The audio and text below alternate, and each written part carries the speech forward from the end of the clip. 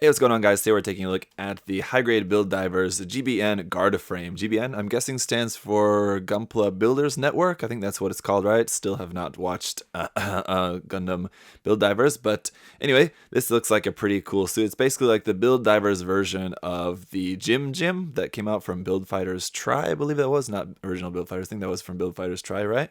Anyway, it's just a really simple but really nice kit. This one, I believe, is also based off of the Gundam joint parts, which were originally used for the HG Leopard Da Vinci. If I remember correctly, the runner is just called like Gundam Frame 1 or something like that. Anyway, so everything that was nice about the articulation of the GM is going to be represented here as well, I think. So let's just dive into it and find out. As always, a huge thank you to USA Gundam Store for sponsoring the review, guys. Check the link in the description there down below to check out their site. You can get this and everything else there with 10% off if you use that coupon code. And as for the cover art here, it's pretty simple. You can see the 3 different options we have for the head. I believe it's just 2 different head options, but there's a difference in the clear part for that. So you have like one that's black and then one that would be clear blue.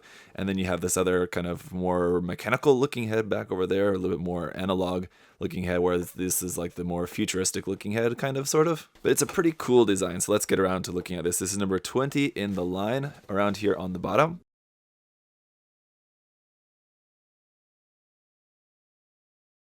There's just a rear view of it here, and then here is highlighting a bunch of the different hard points. So it's got hard points on the side skirt, the backpack, the back of the elbow, and I believe probably a couple more than that as well. It does have a beam rifle, which looks like it has a couple different forms, a shorter one and a longer one. I think we do actually get 2 of them in the box, so you don't like have to choose between one or the other. You can use both at the same time if you wanted to.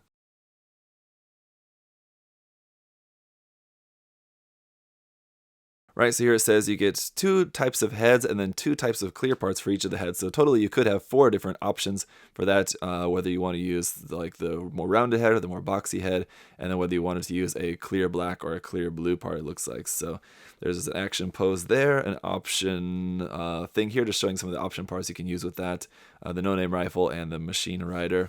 Around on the top of the box, just a nice front and back image there of what the kit is going to look like, painted up and panel lined up. It's pretty simple, just black and white for the most part, some gray for the inner frame, I guess, and a really interesting design. A lot of people are either for or against the very unique feet of this. Personally, I like them. I think they're cool. They look very utilitarian. Over here we got the list price of 1,600 yen, if I remember correctly. That was the exact same price of the GM as well, so that does make sense. Yep, it's black and white, and the white looks like it's got maybe a tiny drop of lavender in that. We'll check on the color list here in a moment. But there's our clear blue parts in there, and then we've got that same runner here, it looks like, in clear, like clear black, and then our foil stickers there, just a couple of those. Let's check out the manual here on the top, as usual, just the box art there. On the bottom, some more information about that. In this case, there's no pilot. There's just some information here about the Game Master. So again, don't really know what that is, but if you guys want to read more about the guard frame, there's that information there, and then about the Game Master there, and about the GBN administration. You can check all that out. Here, as you might imagine, for the material Gunpla, it's not based off of anything, and it makes a note of saying that it's not based off of anything in particular, but it's made to be versatile. Okay, I guess that's true. And so here's just the same kind of stuff we saw on the outside of the box, just highlighting some of the articulation here by showing this kneeling stance. And it's talking about a Gunpla preferred by professionals, saying that a lot of divers apparently really liked this mobile suit for its customizability, if that's a word. And then again, just showing a bunch of different option parts here that you can use together with that. Also noted here is the spinning blaster and the binder guns. And then for the colors here, aha! Check it out, 100% white with a small dose of purple. Did I call that, or did I call that white plastic has purple in it? But anyway, the rest of the colors there is just black and gray, and then blue, clear blue for the sensor. Metallic blue actually is what it says here for the color list. All right, the parts list. It's relatively simple. As you can see, there's really not a whole lot in the way of the parts here. You can see the C runner is going to be that Gundam frame that I talked about before, so there's going to be a lot left over from that. Those would be parts, I think, that were more specific for the Leopard Da Vinci, if I remember correctly, from that runner. For the construction here, it's just building the body and then the head. You have the options there. the arms, the upper body is done, then onto the legs and onto our color pages. Finishing up the legs there and the waist section last, before finally moving on to just our weapons there, which are just a couple little pieces put together. And that's pretty much it. And the backpack there as well, also relatively simple.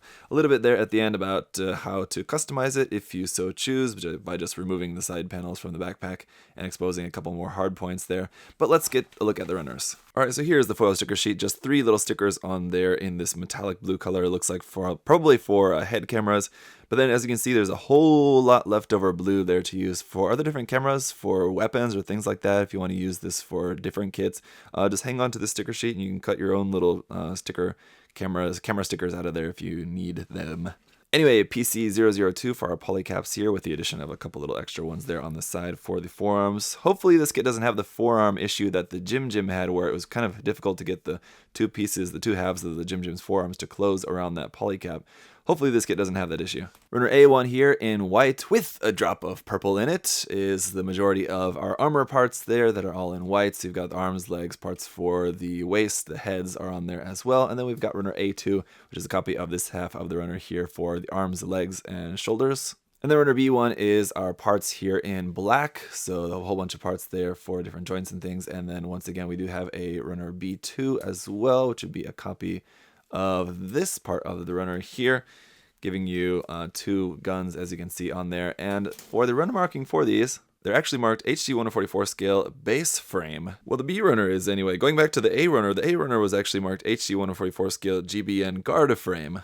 So that's interesting. But anyway, here is runner C, and again, this is the runner that has been used in different kits before. That is just going to have a lot of leftover parts unused from this. But this runner is marked 144 scale HGBF 1. So that'd be HG Build Fighters 1 or HG Build Frame 1. I'm not exactly sure what exactly that's supposed to stand for, but this is from originally 2015. And then we've got 2 of the D runner, one in this nice clear blue and then one in this very dark clear black. So those should give you some nice clear parts there for the head. So that is it for the unboxing. Very simple, but again, the kit is meant to be customized, sort of.